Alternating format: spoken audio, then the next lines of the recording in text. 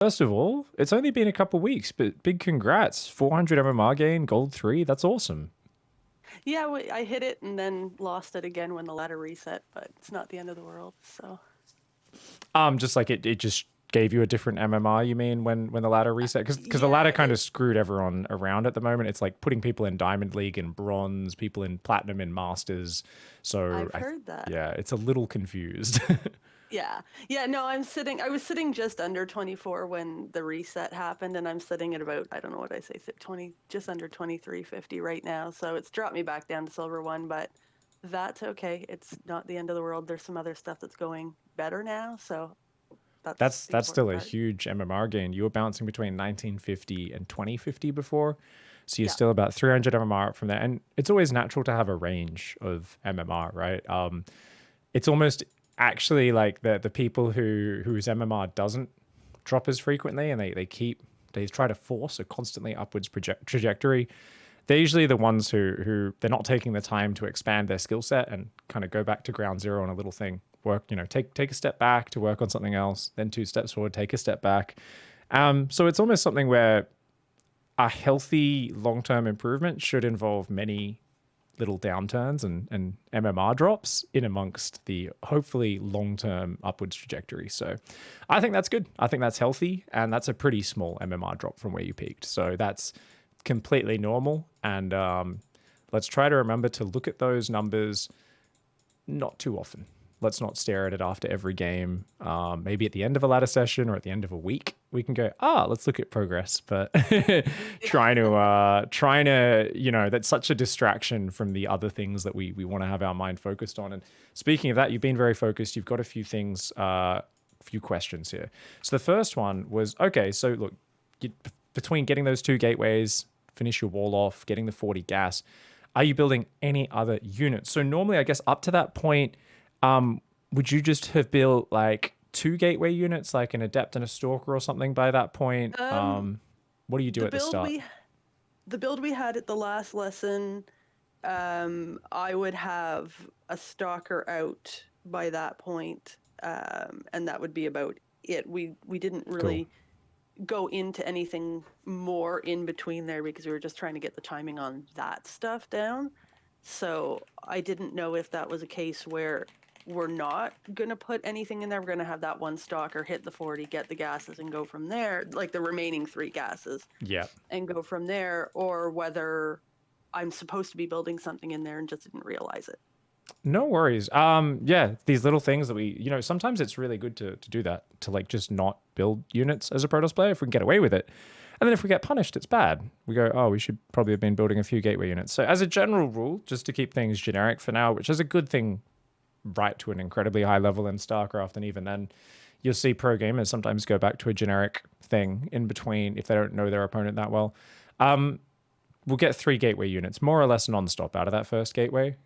Whichever gateway units you want to be building, stalker, stalker, stalker, stalker, adept, adept, whatever we feel like. If there's a few small gaps, because we're more focused on getting our buildings down on time, the Twilight, I think, is normally your first structure, right? Because we're doing the Charge Archon mostly, yeah? Yeah, yeah. Cool. Remind me, were you getting a robotics for a warp prism with this build, or were we using a proxy weren't. pylon, right? Yeah, we were using a proxy pylon with the goal of 4 stalkers, 2 archons, about 17 charge lots, and then hit them hard. Hit them hard. Heck yeah. All right, sweet. So yeah, I think that's a good one. Just kind of, okay, yeah, if we build a few gateway units, it gives us the beginnings of a defense. Scouting is still going to be important there as we move higher on the ladder. But like, there'd be a few little things. Like, did we talk about like, if they haven't expanded, we can like hide a worker behind their base? Like, are we doing a probe scout? I'm trying to recall. We're doing a probe scout after the first gateway. So we're going pylon gateway, go scout, and take a look at what they've got, or more importantly, see if they've got their natural, and go from there. Cool. And if they do, then I just bring the scout. Usually I put it back to somewhere around where I'm going to proxy, and if you use it for that. Yeah, you hide it off on the side. That's awesome. And if it's not, you just leave it kind of hidden behind the natural and wait to see if it goes down. Yeah, or leave it where they want to build their natural so that they have to deal with it before they do. Okay, awesome. All right, that should be Because good. then it gives me an alert. I was doing that for a while because it just gave me an audio cue then that, oh, okay, now they're actually going to take it. Yep. All right. Well, your second question, by the way, sorry, do you have the document open just so you can see as I write these I do. answers? You do, right? Okay, cool, cool. Um, so let's ignore question 2 for now because that's way Okay. complicated. Yeah. Let's go past that. So Roach Ravager. So generally, Immortals just, this is just a good, like, hey, we should always be wondering, hey, what actually beats, these things. So Roaches equals Immortals are the best unit versus that. Charge Archon can kind of beat everything, but it's a high damage, overwhelming, sort of army. And if you think about it, so basically, like, say, verse Hydras, Roaches, if they're in a choke point or they hit critical mass of a huge army, your stuff kind of gets stuck behind each other. Yeah. So as it gets bigger and bigger, your army doesn't scale that well. And that's kind of the way it is. But like Hydras on their own, right? So like small numbers, medium of Hydras, or in the open, or if you come from two sides, equals Zealot Archon is amazing. It's just going to crush, right? But if they have more roaches in front, it's a one-directional fight, right? So you're not flanking, or there's a choke. It can go the other way. There's also really important upgrades, right? So roach speed allows them to stutter step against zealots and archons. They can like shoot, pull back, get to a better position as well, where like they're up a ramp or a choke point or something like that, right? Also Hydra upgrades. Without the Hydra upgrades, the Hydras are like really immobile, especially off creep, and they have one less range. They're just way weaker without that. So what we can see here is there's a few things. If you're talking about Roach Hydra, right? If it hits a large enough army count, it's naturally going to have probably more Roaches in front to tank, Hydras behind to do the damage, and it's going to have more of those upgrades. And as it hits a bigger size, it's going to be harder for you to have that right engagement where you're coming from two sides or something like that. Whereas in a small fight, you don't even need to do that because, well, as long as you guys get on top, it doesn't matter. So the bigger it goes, the harder it's going to be. Where Roach Hydra at a certain size will do very well versus Zealot Archon in a direct fight. So usually the answer kind of with the build that we were doing, and we're going to explore more options and talk about this in more detail, but because we're kind of going for a big attack, it would be, I attacked, it didn't work out. Usually it would be, how can we hit a little faster?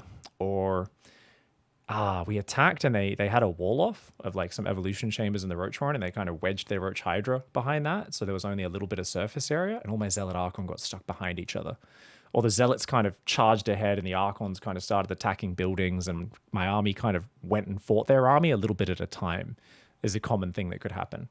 So that's something where like getting your Warp Prism into their main base and sending some Zealots in there or saying, well, I'm not going to attack into that bad position. I'll just kill their third base and hopefully they'll come out into the open and fight me there or something like that, right? So there's a lot of like variables there. So what would be really cool, because that's such a good question, do you by any chance have any replays saved versus Roach Hydra that we could look at? I do, yes. Because if we can just zoom through one of those, that would be amazing. So I'm in chat channel Piggy again. I see you're already in there. Let me look here. It was on the 25th, I believe. Yeah, it's always interesting just how many variables there are. I'm talking through this theory and I'm like, okay, this is already a lot of stuff to process. And as I'm saying it, I'm thinking of different things which would change the key factors a little bit. And that's the dynamic nature of the engagements. So definitely something to look for. I just hit watch with others for this. Yep. Okay, here we go. Let's go. All right, just right-click me and promote to lobby host. There you go. Beautiful. So let's keep talking theory. I don't want you to really focus on this replay yet until I actually find some good stuff to look at. It's just more for my understanding. But that's a bit of like kind of theory there. I think this one was Roach. This was a Zerg. I think it was Roach. It was... If not, it doesn't matter. I'll just 8 times it. So we'll find out soon enough. And if not, it's all good. So... The whole idea there is, if you think about it, Charged Archon is kind of like a melee army. It's like a very short-ranged hand-to-hand army. Okay. So I guess the important theory there, which is good, because this is such a good question, because it gives us something to think about that we can apply to other situations. So essentially, it's a melee versus range dynamic. So if you have the shorter range army,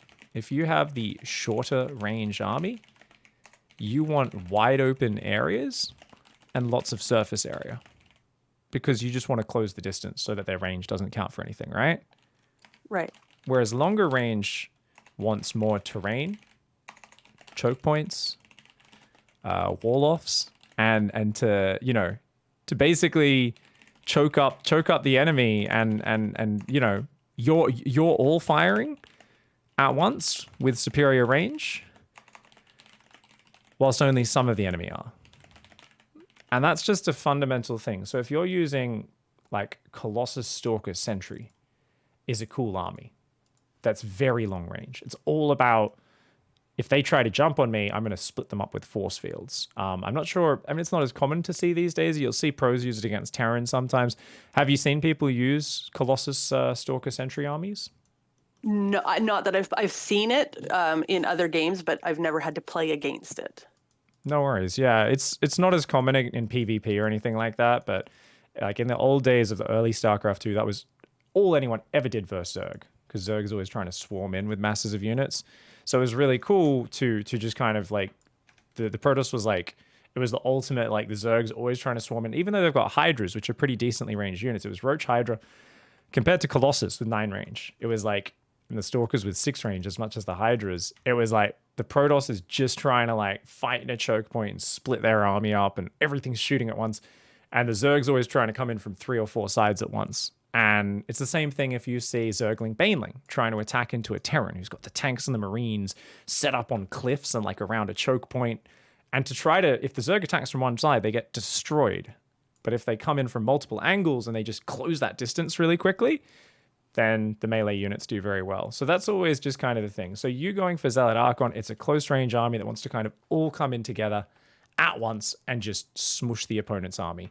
And that's something we can always apply, and that sometimes shifts in a game. Sometimes you've got the longer range army, and then it swaps. So for instance, most of the time Protoss has the longer range army versus Zerg, but if the Zerg makes Broodlords and you're still on ground units, they've suddenly got the artillery. Broodlord's a really long range unit that's going to siege you from above. And suddenly you're the one who's gone from, I want to fight in these tight little narrow areas, these choke points, to, oh, damn, I actually want to get in a big wide open area where I can close the distance with these bad boys. And that's a really interesting change that sometimes happens back and forth in a game. And it really teaches us a lot about how we want to take engagements. It's really cool once we start thinking about that and kind of putting that into practice.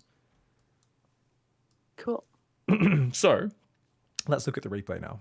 Let's look at the replay. Because... Okay, so in this game, we're going for a pretty quick Charged Archon. Let's benchmark this bad boy. Looks like you're ready to hit a very fast attack.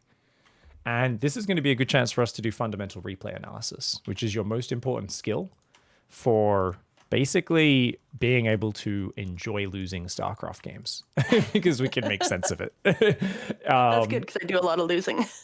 Yeah, the start of yesterday's stream, I lost 5 games in a row, and I didn't take the time to properly fundamentally analyze it. Every game I brushed off, I was like, just making a silly mistake, and I didn't take the time to look at it, and it was very unenjoyable. It was really not fun. Whereas if I was taking the time to look at the replays, think about the fundamentals, I think I would have probably been enjoying losing those games, and I wouldn't have been as annoyed, and I probably would have stopped losing a little bit quicker. So, and this game... looks like, okay, we're going to go attack now. 6 minutes 30, I guess.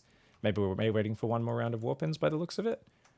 Yeah, we're waiting on Zealots. Okay, we're going to go. All right, let's look at how we do this attack. Oh, no, we're dilly-dallying. Go, go, go, go, go, go. Oh, you're still looking for a few more Warpins. Micro your army. Let's go, go, go. All right, we're going up the ramp. We're looking at home. Yeah, micro is not my strong point. I'm starting to work on that now that the rest of it's starting to feel better. Yeah. Just, It needs a lot of work. I mean, I think that honestly, most of the time, the important thing is to A move and just keep warping in. So you are actually focusing on the right things. It's just one of those things where if you could start looking at these fights just to kind of go, hey, that's a good battle, yes, or hey, that's a bad battle, no. And like I said, like if there was a wall off there and they're in like a tight little choke point, we'd be like, this is not a good angle, and maybe we'd like run over to the third base up to the north, right? And we'd go, let's Yeah. go up there, and maybe they come out in the open and we fight them in the open ground, right? But just that is something we want to start training, because otherwise we could be walking into like a nice wall off with units behind it or something like that. So just looking at that one more time, let's benchmark it first of all, which I mean, it looks like you're doing pretty good. We have 12 zealots.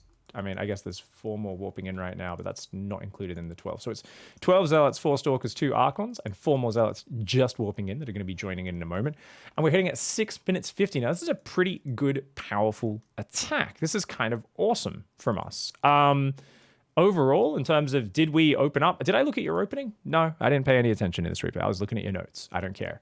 But just looking at the end result, this is the most basic way to analyze a replay. You're hitting at pretty good timing. However, the Zerg is ready. And this is simply something that will happen. But let's understand why they are ready. So let's look at this game at this moment, at this snapshot of when we're attacking in terms of fundamentals. And this is one of the most useful things that we can do. So just a little bit below, and I guess I'll just go coaching session 2. And we'll put that here at the top. And then we'll go down here. Replay. Okay, so this is a replay on Romanticide versus Roach Hydra. So we hit a 6 minute 50 timing with 12 zealots, 2 archons, 4 stalkers, 4 more zealots warping in. But they are ready. And it's a close fight. But it doesn't quite work out for us. Okay. So whenever we look at this, first things first, it's like, there's queens, there's roaches. That's what our eyes are drawn to. If we want to analyze this situation from the Zerg's perspective and why they're ready, we can go, cool, 19, 16, 19 roaches, 4 queens. There's heaps more roaches in production. They've already got roach speed, and their 1-1 upgrades are not quite done. So we are hitting before that, which is good. But those upgrades will be done in about 30 seconds. So it's kind of good we hit now before all those upgrades kick in. But they're just going to hold on here. Okay, wait a second. Let's put that in context. It's easy to just look at that. Let's think about their setup. Remember, economy. So whenever we want to do this, let's compare the economy. So let's compare everything. So first things first, economy. That's the most important. So what are you at? How many workers are you at? I'm at 45. So 45 probes. And what are they at? 39. Beautiful. Okay, so you're actually ahead economically, which normally we're hoping they're kind of building another 10, 20 drones here so that, hey, they've got less army. This player played a big army, often even smaller economy than us. So, okay, we're actually ahead. So we're ahead a little, not a massive amount. He's got a third base. We don't, but we're Protoss. So that's cool. Upgrades. So upgrades, you have charge, nothing else, right? Correct. Verse, 1-1 upgrades are like what, most of the way done. Finished, roach speed finished. Okay, so that tells us something as well. And there's a Hydroden up as well. Okay. Hydroden is finished. Okay, so that's kind of like tech and upgrades. I guess we can kind of combine those to get a bit of a picture. The idea here being, we want to kind of start to weigh up all these different things, right? So we can say, 2 base, 45 probes versus 3 base, 39. So the idea here is, okay, we're slightly behind in economy. In terms of like tech and upgrades, right now it's pretty even, but it's going to go pretty heavily in the Zerg's favor pretty soon in terms of those upgrades. That being said, their army composition is not the craziest. It's just roaches and hydras. They're pretty basic units. You could argue archons are a better, higher tier unit. If you were, say, building immortals and archons and going for Psystorm, I'd say you're going for a way higher tier army than the Zerg. That's like heaps of tech units that are really fancy. While the Zerg is mostly just making roaches, which are a pretty basic unit. Zealots are incredibly basic as well, though, right? So, we don't have an advantage there. We're both kind of like raw, meaty, basic unit armies. And their one's going to get a little bit better with time. So we can look at this and say, okay, well, our opponent is in a position where they just happen to have committed to the perfect amount of like army versus economy to be safe versus our attack. Okay. If they didn't go for the 1-1 upgrades, like, so that's a pretty big investment. If it wasn't for those, let's just imagine it was just 45 probes versus 39 drones. The Zerg would have an even bigger army. If they didn't spend money on those Evo chambers and those upgrades, they would have like a much bigger army. And in fact, it would almost be like we're attacking into them preparing for their big all-in attack. So this is an interesting scenario because it kind of ends up, it's almost like we're attacking into them just before they come and attack us. And this is a funny thing. Sometimes both sides commit to a big attack, and it's the one who happens to have not moved out yet and goes, "Oh, you're coming to me. Okay, I was gonna move out and attack you. This lines up perfectly for me." So you could call this a bit of bad luck. We could also call this maybe our opponent scouted what we were doing and actually understood it. Probably not. I reckon this is just your opponent's game plan. But let's just take a look. Did they at your opponent's vision, and let's just see. Did they see any really big tells of what they thought was coming this game? Or was this just, hey, they happen to build roaches at that time because that's just what they do, tends to keep him safe, and it was perfect against this. Let's see.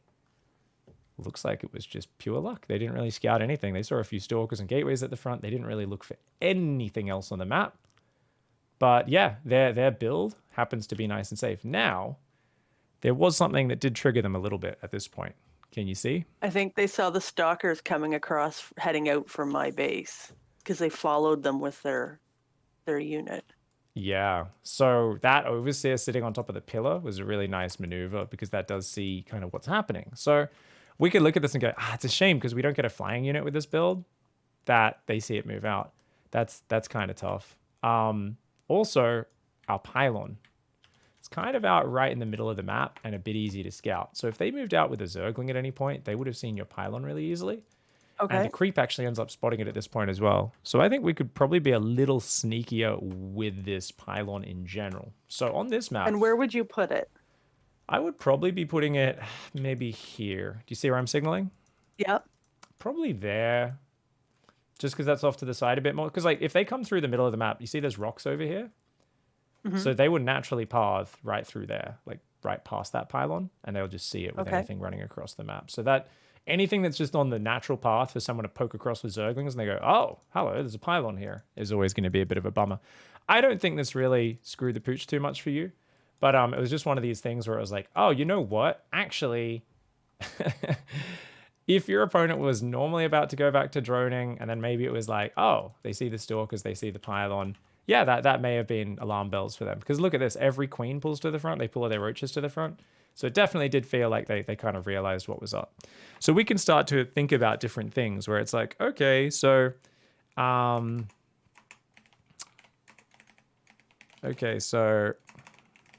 pylon hidden a bit better, slightly further back. And how to remove Overlord on high ground. Now there's two ways we can do that. Number one is early sentry for hallucinate.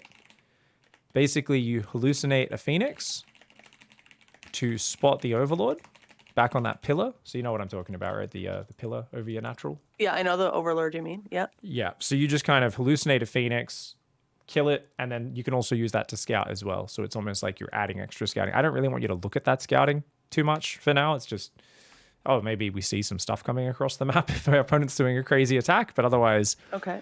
Otherwise, that could be a cool thing we could do. The other one would be if we do get a robo, or a robo and then, prism, right? Which would be instead of a proxy gate, it'd be a different version of our build order. It's a bit more expensive, but these are options. And this is important because what we've done up to now is give you a really tight defined build, give you these clear focus, and you've improved so much at executing this build.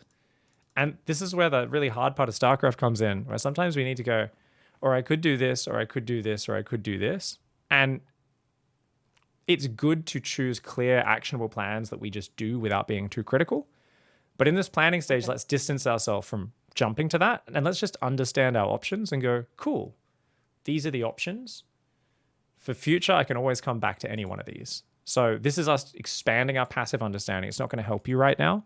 But the idea is, okay, well, if we have a robo, we don't need to bother with the sentry as well, because we'd be doing two things that do the same thing, right? If we get the robo early for a prism, the prism can spot the high ground before we move out. And remove overlord. Is that something we have to do, remove that overlord? No. Nope. Your attack hits pretty crisply anyway.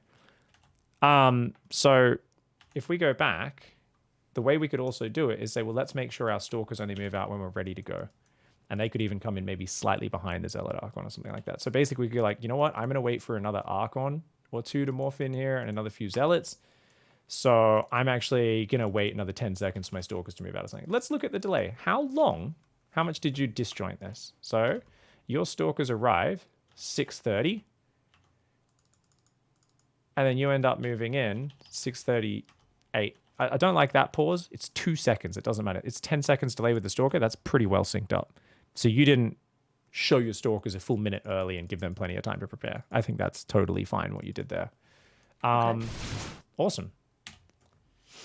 So funnily enough, your opponent actually sets up in an arc, which arguably is not the best way to fight this, but because they just had enough numbers, it was okay. So the way they set up in this arc, they're all shooting at once, right? Arguably, if they were really advanced, they could ball up and try to start a step backwards, and it would be even better versus Zealot Archon. But the only other way we could make this fight better for us is if we had some Zealots maybe coming from the left and hitting some drones, or if we had a Prism, which we don't, and getting Zealots in the main. Long story short, this is the 2% of games where your opponent has the perfect build order to counter your build order.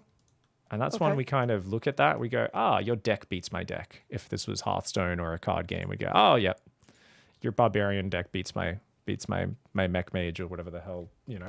It's, you're building you're building a good army off a really conservative work account. Technically, you'd be a bit weaker if I was to take a third base or anything, but it's hard for you to scout this as the Protoss player. I don't think we want to read too much into this. I think you committed hard to your attack, which was good. I think we could look at this and say, okay, well, what if I was in your shoes just for the knowledge? What if I was in here and I was really like, I got to win this game, and I was trying as friggin' hard as I could and trying to do everything? I would go, crap, that's too much. What would I do? Okay, I'd probably run home with my army right now, and I'd maybe split some Zealots. As I run my army back to here, I'd split like 8 Zealots up there. And I would drop 2 robotics facilities in my main base so I can start immortal production, because I need immortals to counter the roaches. We talked about that. And I'd immediately send a probe out to start a third base as well. Because I'd say, look, you've got such a big army. I probably actually have an economy lead. If your army is that big, let's keep working that economy advantage, and let's get the units to counter your units.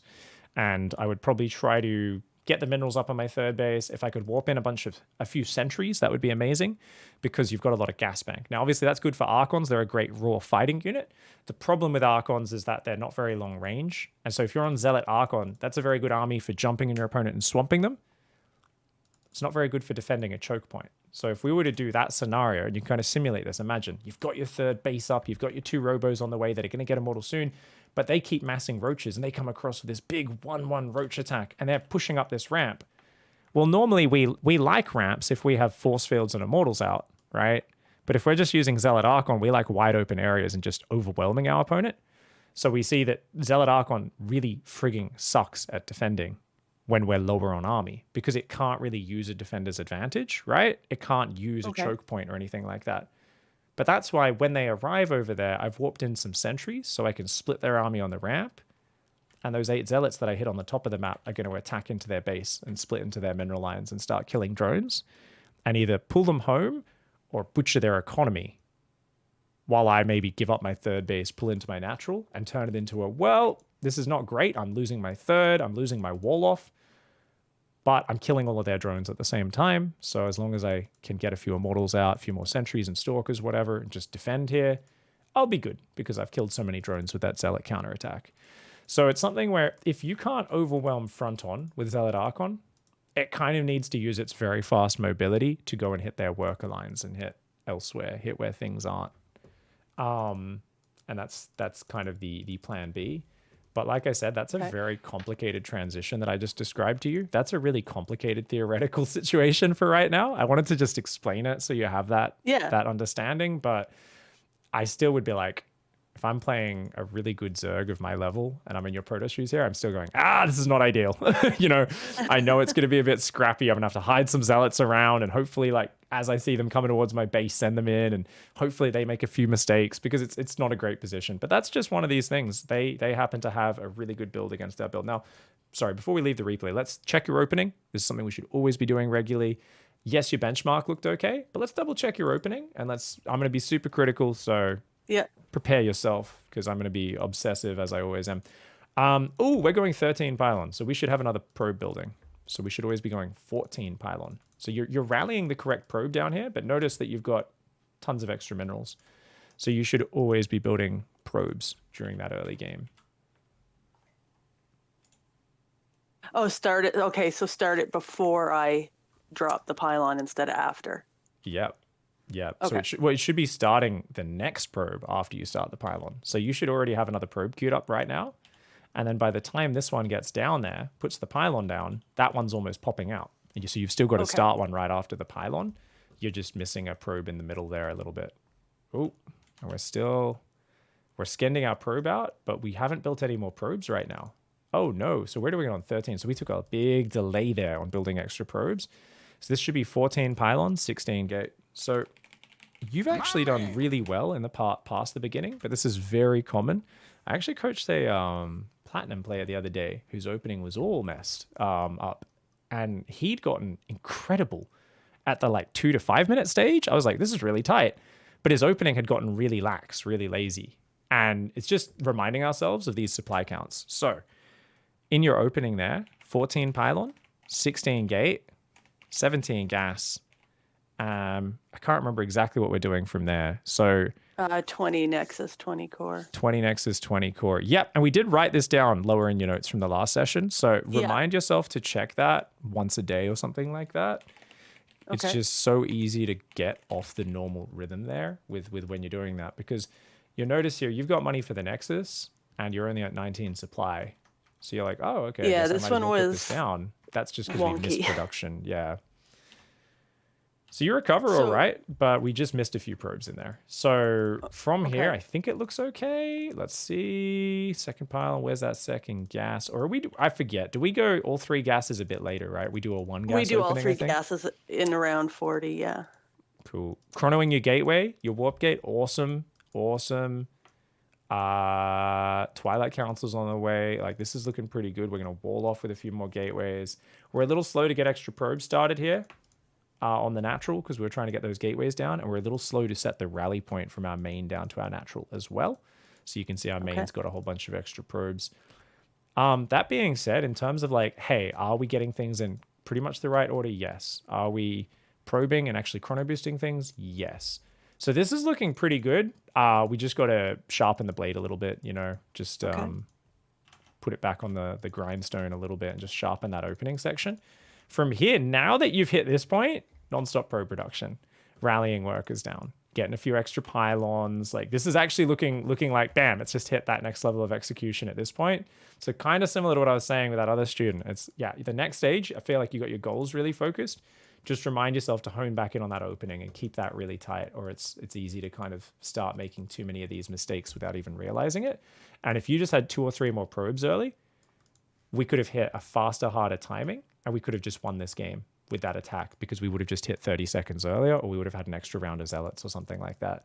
So that's actually really cool, because we look at this and we're like, opponent had the perfect build. We did all that analysis, but there is always something we could do better in the opening. And I'll tell you what, 2, 3 more probes at the 1.5 minute mark, that is like, they mine for the whole game.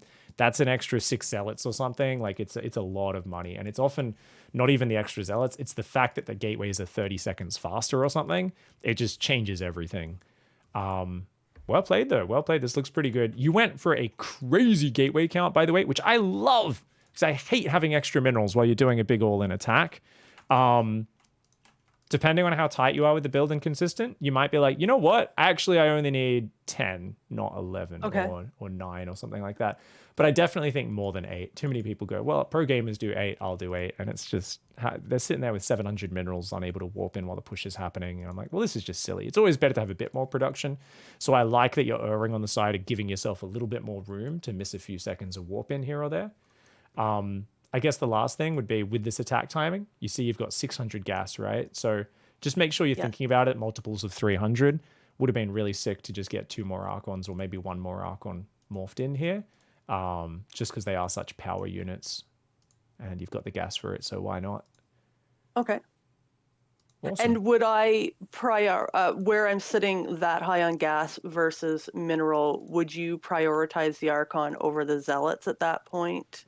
I usually would. Once you're actually attacking, Okay. it's kind of hard though, because once you've moved in, like that's why I always want to do it as early as possible because they take a while, Okay. right? You got to warp the High Templar and then morph them into an Archon and then they kind of waddle over. It's like they're not going to reinforce the army. So once the fight started, I would say pure Zealots, but as long as you haven't actually started fighting yet, it's probably okay to still warp in an Archon or two. But it's a bit APM intensive. And I was talking about, hey, we want to look at the fight. You're definitely not going to be doing that if these are Archons you're warping in right now down here where these 4 Zealots are. You're like, okay, now I'm going to merge to Archon, look at the fight. You've already committed, you know, without even looking at it kind of thing. So yeah, I think that should be good. Okay. Cool. So opening, refine. And you know what? Yeah, with your build, we could hit faster for sure. For sure. Faster or harder, one or the other. Yeah, you see, like all the Archons morph in now. But this is still a pretty close fight, hey. If we pulled those Stalkers back and joined them up with this next round of Archon Zealot, that would have been cool. If your opponent messed up their production just a little bit more. Actually, if you went right now, you would have killed him maybe. You might have been able to kill him. Oh. I think I pulled them back and went around to the 3rd. You know what? If you just I did in this game. I don't know if it was this group or the next. If you went stupid mode and just went for a headbutt, you would have killed him with those. Like as soon as those Archons finished, you actually would have won this game. So check this out. Especially if you pull those Stalkers back here and join up with these Archons, because the Stalkers, like, they can get out of there. They're pretty fast. They're pretty expensive units, pretty decent damage. But what's happened, right? Because your opponent reacted so well to this and pulled every queen to the front, there's no lava injects going on their hatcheries anymore. And even if there were, your opponent's actually just out of resources. And what's kind of cool is you've just killed all their army just before their upgrades kick in. So even though the upgrade's going to kick in for the next fight, like, what have they really got here, right? Like, not a lot. What is this? 3 queens and 4 roaches right now. Yeah, there's 7 more popping out. You got Archons there. You can have Zealots rallying in. You actually still could have won here. So that's really cool to look at that in hindsight and go, you know what? When a fight's this close, I think just keep hammering is like a good little lesson there. If it's this close, because they're often freezing up in production during the fight because they go, whoa, they're trying to like micro and watch the fight and stuff. So you're really good at keeping up your production. That's clearly a strength you've focused on. Use it to, if you end up with any like reserve units, but the fight turns, like at this point, you could just look at that and go, well, there's like 8 Zerg units, 4 Protoss units. Run back to the rally point, group up with the next wave, and then go in again. And that could be a really cool maneuver. Yeah. When fight turns, move back to rally and go back in with next wave. Awesome. Yeah. All right, sweet as. I think we got as much as we could out of this replay. From there, we could look at the next 5 minutes or whatever, but I think focusing really hard on that attack was the way to go. So let's hop out of that one and show. Did we answer all the questions, by the way? Control stealing. Yeah, you can make that default. I think that's totally fine. Unless you have a very specific reason to not want it, just make it default. And you could do that after today's coaching. You don't need to bother with it now. Up to you. Yeah. I'll do it. No, I'll do it when we're done. Cool. And then should we add in detection at some point? I think that's really going to be something.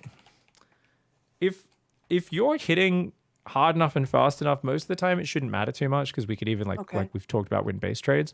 But at the same time, like there will be a point that comes where you go, I'm bored of this build. I want to play a slightly bigger style, or something like that. So at some point we can evolve the build, whether for all matchups or just one of the 3, and add a robo in, so we can get an observer for scouting ahead, plus Prism instead of Proxy Pylon. So we could do kind of the same sort of build, but just have an observer that actually kind of sees what we're looking at. And that can allow us to like more focus on recognizing what we're up against and, you know, whoops, and tailoring our attack / picking the right angle. It's also because we've already got the observer, it's going to see cloak units coming our way, hopefully. Plus, we can recall the observer if it's on the other side of the map, or just build another one to deal with banshees or DTs or anything. So we're already half prepared for invisible units, if not fully prepared. And then you can also learn how to do, you know, prism in the main, warping in zealots while we attack the front, which is another cool thing. So at some point, we can add that into your play whenever you feel like it. It'll change your build up a bit. So part of me is like tending towards like, let's refine this even more. Let's like sharpen this blade. But what is more important than that is you having fun while you play. So if you find it, you're like, I'm sick of dying at banshees. I want to see what's going on the other side with an observer. Like the idea of a prism in the main, that sounds bloody fun. That sounds way more exciting. I'm getting bored of the Zealot Archon attack. As soon as it feels boring, stale, or uninspiring, we move to a new thing. That's how we keep ourselves motivated to keep improving in StarCraft, is we always want to do something that appeals to us. So if you want, we could even work on that right now as we get into ladder games. What do you feel? Yeah, especially against Terran banshees are the bane of my existence some days. It seems to go in waves. I'll hit a week where all I see versus Terran is banshees in my base nonstop, and then I won't see them again for a couple of weeks. It's like these waves of what people are playing. So I think kind of almost a two-pronged thing here, where on Protoss and Zerg games, I focus on what we're doing right here and really tightening up that beginning, which still needs work, definitely. It's not quite as bad as it looked in this game, but it's definitely still needs work. And then maybe when I play Terran or whatever, then we have this other build that I'm playing with and working on, just to throw a bit of variety in. I like that idea. And you'll suck at it at first, because squeezing a robo in will just be different, and you'll make mistakes. You'll run your observer into a missile turret every game, and your prism will go siege up and top up some marines and die. But I think especially against Terran, if they're the race that's more likely to have like a wall off with siege tanks behind it or something that Zealot Archon can sometimes just bust through and kill, sometimes really struggles against. So the prism in the back can just be a game ender against those players. You're like, oh, cool. You can do things like literally fly your prism in and drop zealots on top of the tanks on the high ground kind of thing, and just be like, oh, these 4 zealots just killed their 3 tanks on the high ground and like broke their push so easily. So we can try that robo variation. So what's the difference in the build? Not that much, honestly. Just make a robo after the Twilight, basically, and add an observer, and then basically, so robo after the Twilight, add an observer as the first immediately, and then it can kind of just chill, and you can rally that across the map if you want, or you know, and scout with it. Basically, all you do then is after your gateways start, make a prism and chrono it.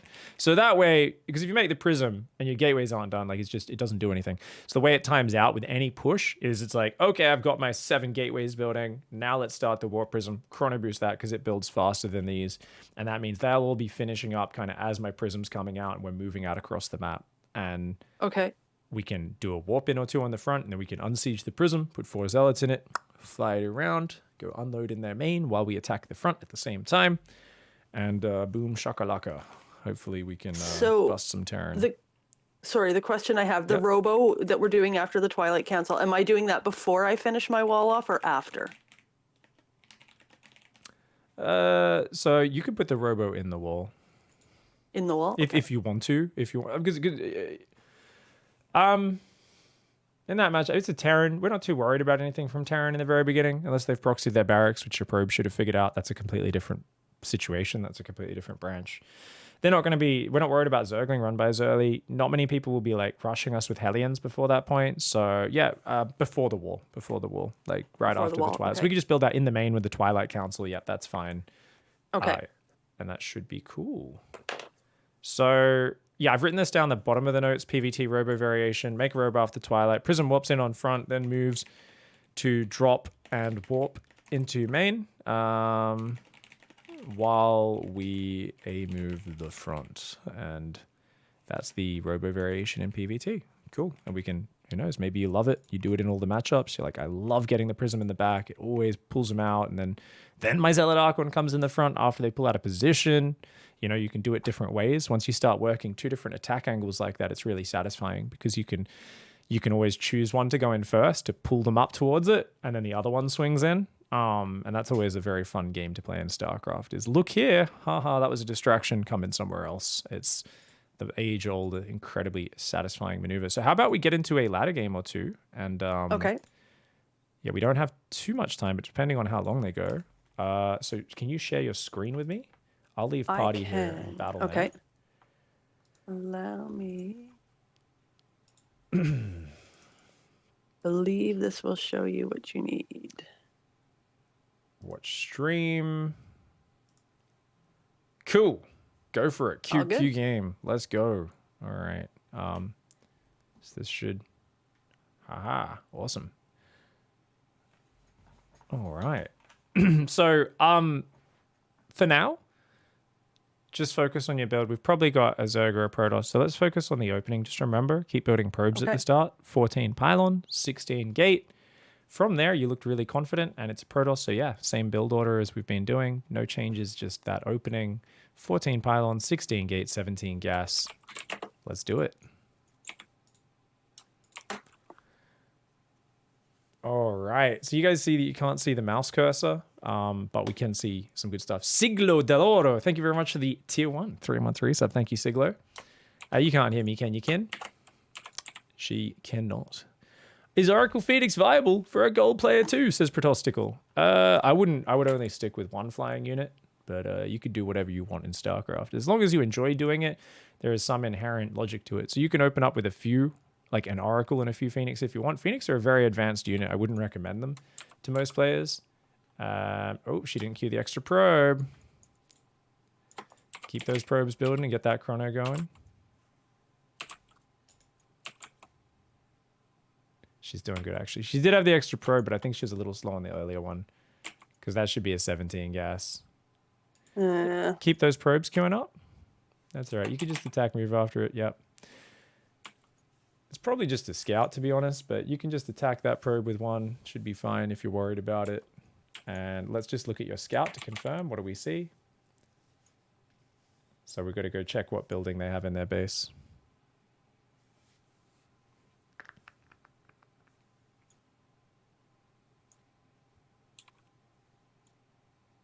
All right, looks totally normal.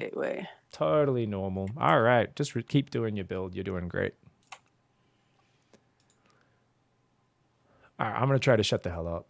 It's too distracting having someone talking to you when you're not used to it.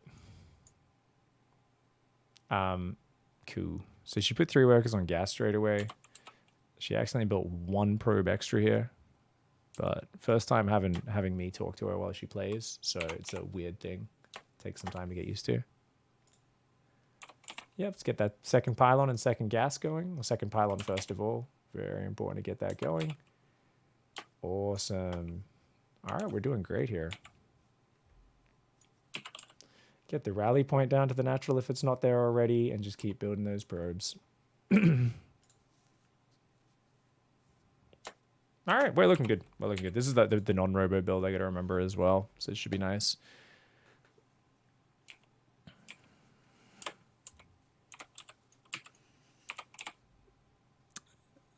Hey, Maxan, try and be a little more aggressive. Yeah, a little more aggressive.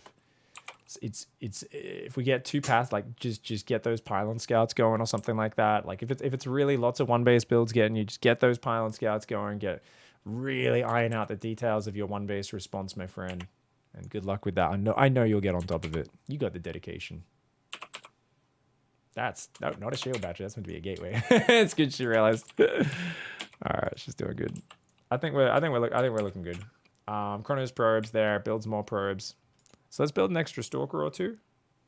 Out of our gateway. Just try and keep that building. Yeah, looking good. Yeah, because she hasn't been building stalkers nonstop. She didn't leave her probe on the other side of the map, which is definitely potentially a problem. So that's fine with it delaying the charge that way. Yeah, it's no big deal. Because we're not really going to have many zealots ready when that finishes anyway. Okay.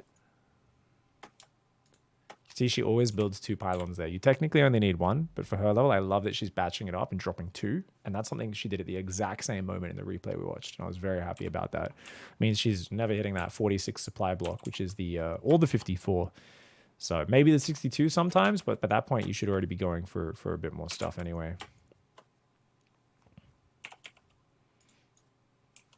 All right. We're playing Build more this game. pylons. So you need to go build like 3 pylons at your gateways. At your gateways. You just got at my depowered. gateways. Yeah. Sorry. You've just got to try to get up production, and your Stalker needs to just go attack that Void Ray. If you can just get another round of Stalkers warped in, you'll be fine. But you have been proxy Void Raid, so... Yeah, this is the latest I see in... Yep. That's all right. Just warp in Stalkers in a moment here on your natural. Build a shield battery in both bases after doing that. So you can take a lot of damage and be okay. No, don't go fight yet. Just build shield batteries and chrono boost your gateways. You need another round of Stalkers before you can think about here fighting. Here too? Yep. Sorry, put shield batteries where? Everywhere, anywhere. Cancel your charge if you can as well. Yep, cancel. All right. Okay. More Stalkers, more Stalkers. And you got to control group those and keep them back. Don't be dripping into the Void Rays. Oh, actually, he's clicking on your buildings. You can run out there and kill a Void Ray. Get out there and go. Yeah, okay. So move out underneath that Void Ray and focus that. Move out, move out, move out. Yep. Go, go, go, go, go.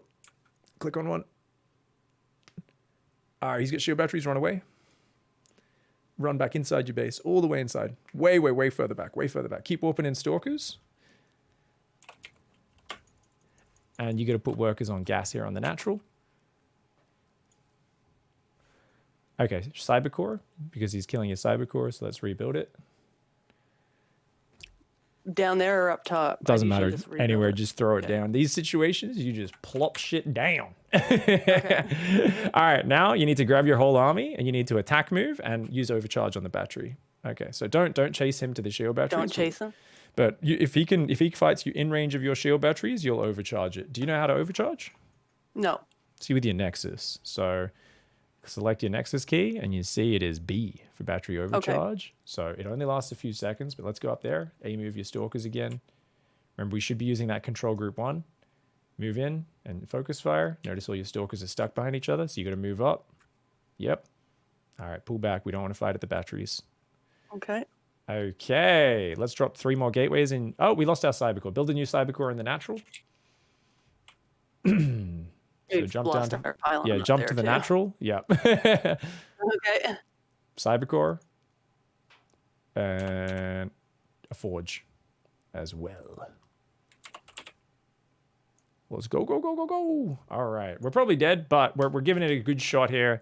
Yeah, as long as you fight in range of the battery. Hopefully he comes and fights here. Do we want batteries in the main as well? Yep, absolutely. You got 3,000 minerals, so you want to build as many gateways as you can right now. If you can build like a bunch of gateways, bunch of shield batteries, anything you can build. I can't build batteries apparently. Yeah, you don't have a Cybercore, so just gateways. So just build as many gateways next to that pylon as you can. Queue them up. Bam, bam, bam, bam, bam. Very nice. Even more. Even more. You got tons of minerals. Often your ability to just do things, you'll need to use a different probe. That one got trapped. All right. We don't care about gas or anything except making Stalkers right now. Okay. Make more Stalkers. Go, go, go, go, go. We've got 2 gateways up. All right. Run. Run down? Yeah. So he could win that fight. Your opponent just doesn't know. Okay. Wants to bait you to fight against the shield batteries. Yeah, what we're going to do is go make Blink, and chrono boost it. And then we're going to warp in 1 more round of Stalkers. And then next time he comes in, we're going to try and do some stutter step micro. So we've got these gateways finishing. They're not quite ready yet. They're about to be ready. And now we can do it. Okay, warp in more Stalkers. All right, get back up on that high ground in your main. And I want you to work on your stutter step micro. So when these Void Rays come, don't click on them. You want to move underneath and then click 1 or attack move. Move underneath, then click 1. So you want to kind of make sure you're getting in range. Because what you're doing in these fights is a lot of your front Stalkers will start shooting and your other ones are kind of milling about. So just basically, okay, he's not fighting yet. Just wait for more Stalker warp-ins. Keep warping him in. Keep warping him in. Make some more pylons. And, oh, let's do that micro. So, yep. So pull back. And then next time he comes in, try to step underneath and shoot a Void Ray. And if you can focus one Void Ray at a time, that's going to be awesome. You've almost got enough Void Rays to Stalkers to one-shot a Void Ray, which is awesome. Keep chrono boosting the blink. And let's do another Stalker warp in a moment here.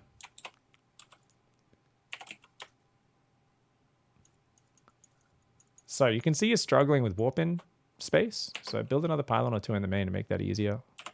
There you go. Chrono boost blink again, even though it's on top of the previous one. Doesn't matter. You've got endless chrono boost. Just make sure we do it. And all right, let's go down to the low ground now. So run out of your base. Try to move out of your base. And what we're going to do is we're going to try and get underneath those Void Rays and just focus fire them one at a time, okay?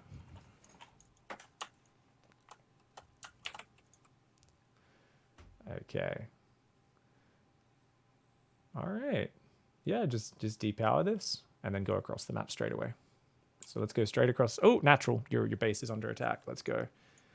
All right. See if we can get it. All right. Blink on him. Go, go, go. Blink on him.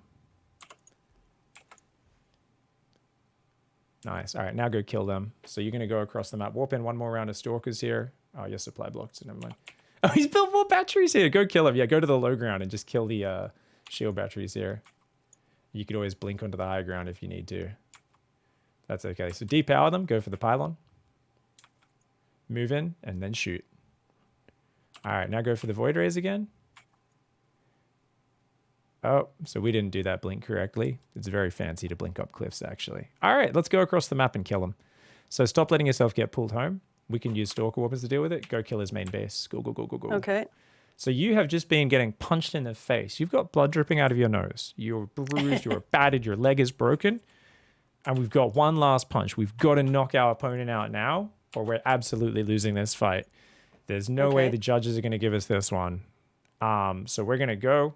Yep. Be looking around with this screen. Let's attack move. And let's see what we can do. And you can either do fancy blink micro back, or we can try to, well, that's an auto fight. We can win. Good transition from our opponent. Well done. the zealots and the immortals. I've never done anything with blink. So. And those units just destroy Stalkers anyway. I was like, maybe this opponent did nothing while they're harassing you. I was like, maybe. And I'm like, oh wow, the zealots, immortals, and cannons. Okay, yeah, no, like I don't. It doesn't matter. Even if you're parting. I'd be like, yeah, maybe you can micro for the next 10 minutes and pick a few units off at a time, but there's no way you're ever going to beat that in a pitched fight. So anyways, let's go right back to the 3-minute mark, 2-minute mark in this replay.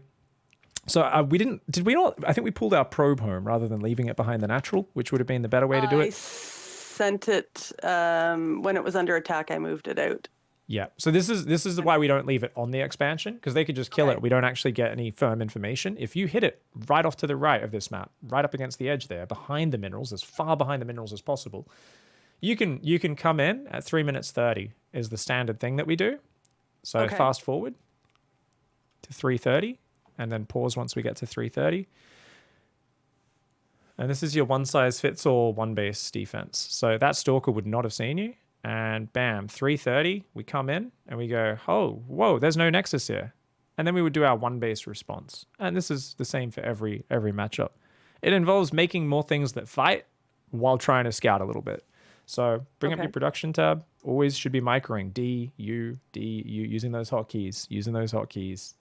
So D for production and U for units. You should always be tabbing between those two. Get used to that. Okay. DU. That's where your hand should be on your keyboard while you're watching replays. Get in the habit of that. Those are your two most useful tabs.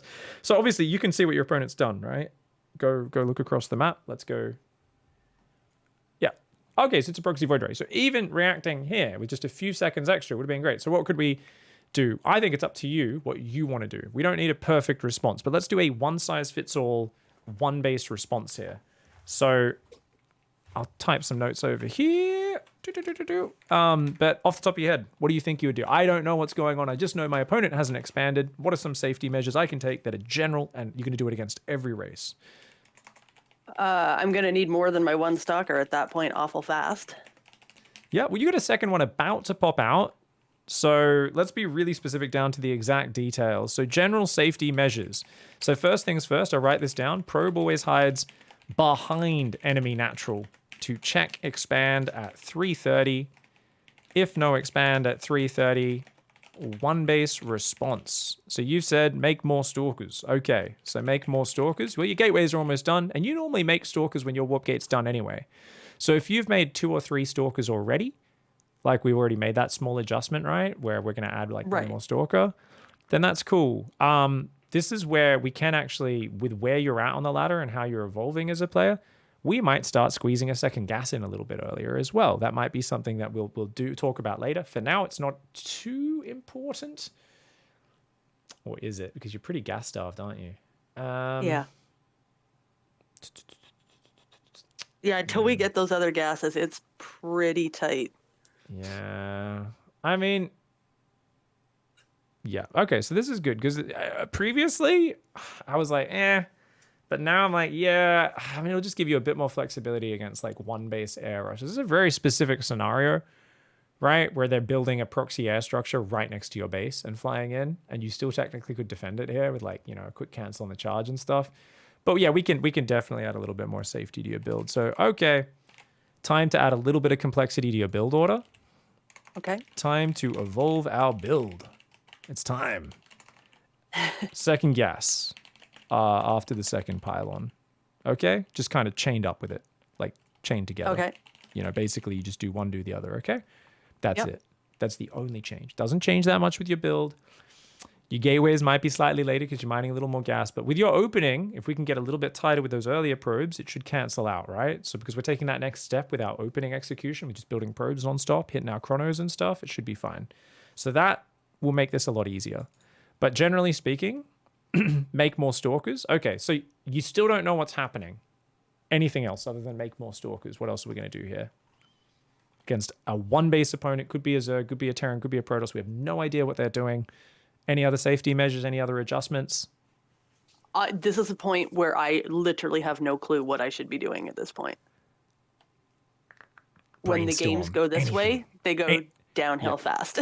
So what other tools are there? Just thinking generally about the Protoss arsenal, what other tools are there than just making units off your 3 gateways? I would normally try and get up some probes queued because I'm about to be distracted. Good if you're attacking your opponent. Not so good if you're defending. Because right now you need every mineral for defense. So it might actually be cut probes if necessary. That's something that should always happen when we're in trouble. Because think about it. Your opponent's on one base. You've already got 11 probes in your natural here. I think we could just say cut probes as standard. Okay. Because you're already at least 11 workers in a base above your opponent, which is already an epic advantage. So would it be advisable to drop some shield batteries at this point? That's what I was looking for. Hells yes. Okay. The power structure. This is the best thing in the game as a Protoss player. Okay, shield battery in both bases. So you can build one up in your main base, just like in the mineral line, help defend you from like oracles or a single banshee or anything like that. It'll heal up your probes to keep them alive. And just one somewhere near the front of your wall. And that one can get overcharged as well, which is, it literally makes it heal like 3 times as fast and doesn't cost energy on it for like 10 to 14 seconds, some crazy amount of time. It's really useful. You can only do it once a minute, but it can heal like 3 Archons worth of life just for a bit of Nexus energy. So you can imagine having 3 Archons against an early attack. It's like, in terms of just tankiness, it's a crazy amount of hit points. It doesn't give you the damage output, so if you've only got one dude fighting, it doesn't really matter because you're not killing anything. But as long as you've got a few units with it, it's great. So shield battery in both bases and make more stalkers. Awesome. That's fantastic. Let's also try to confirm what's going on. Send a probe or 2 out to look for proxies. And that's huge. So you'd just be like, oh, I'm going to queue it up to the top and 1 down around, and just like check these areas around your base. So something like this close, you'll scout immediately and go, oh, it's proxy void ray. Okay, cool. I know what I'm up against. Let's do that. What other general safety things could we do? Well, we could basically say, let's get some more gateways going because I've cut probes. I've still got 10 probes on my natural, a fully mining main base, or 8 probes on my natural. I mean, we're only on 3 gateways. Why don't we get 3 more gateways? Plus 3 gates. Let's go up to 6 gateways. So we can make a lot of units as needed to defend. Whether that's stalkers if it's an air unit harass like this, just zealots once charge is done.